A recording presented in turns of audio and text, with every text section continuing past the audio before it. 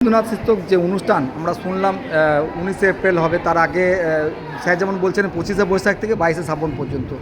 তো অম্রকুঞ্জ এতে উল্লেখযোগ্য ভূমিকা পালন করছে চিলড্রেন্স একাডেমির সঙ্গে যৌথভাবে, সাথে সাথে নির্জনে বোর্ডিং স্কুলও রয়েছে। কি বলবেন স্যার? হ্যাঁ, এটা একটা সাধু উদ্যোগ। এই যে অনুষ্ঠান সূচি শুরু হয়েছে তার 3টি পর্ব।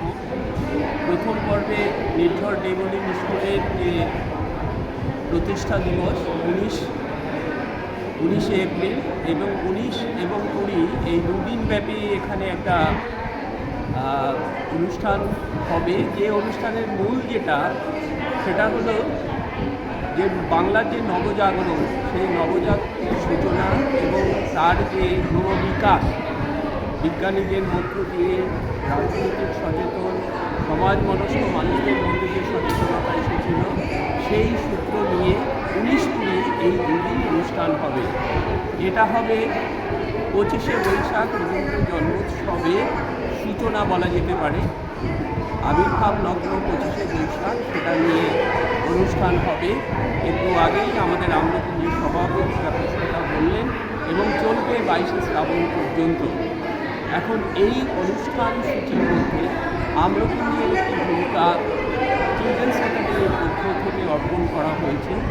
আমরা যথাসাধ্য চেষ্টা করব এই অনুষ্ঠানটিকে যথাযথভাবে মানুষের কাছে পৌঁছে দিতে। সাংস্কৃতিক অনুষ্ঠান যেমন থাকবে, সেই সঙ্গে থাকবে রবীন্দ্রনাথ প্রকৃত অর্থে কেমন মানুষ ছিলেন, কেমন মহামানব ছিলেন, মানুষের কাছে কতখানি গ্রহণযোগ্য ছিলেন, মানুষকে তিনি কত ভালোবেসেছেন এবং বিশ্বজনীনতা লাভ এবং তার মানবতাবাদ, সেইটার উপরে এখানে আলোকপাত করা হবে।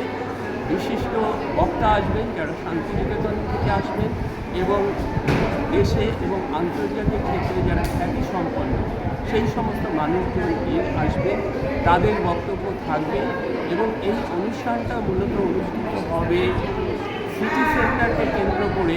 এদিকে যে বটতলা আছে ওইখানে মূল অনুষ্ঠানটা হবে। আর ওই অঞ্চলের দুটো ঘর নেওয়া হবে যেখানে এই মনজ্ঞ যে আলোচনা সভাগুলো এবং রবীন্দ্রসঙ্গীতের সম্পর্কে দেশে বিদেশে এবং বিভিন্ন স্তরে যে একটা ভালো লাগার জায়গা আছে, সেই জায়গাটাকে তুলে ধরা। কারণ রবীন্দ্রনাথ মনে করতেন সঙ্গীত তাকে সারা জীবন বাঁচিয়ে রেখেছে এবং আগামী বিশ্বেও তাকে বাঁচিয়ে রাখবে, তার উপরে একটা আলোকপাত করা হবে। এইভাবে রবীন্দ্রনাথকে দিনে রাতে রাখা হবে।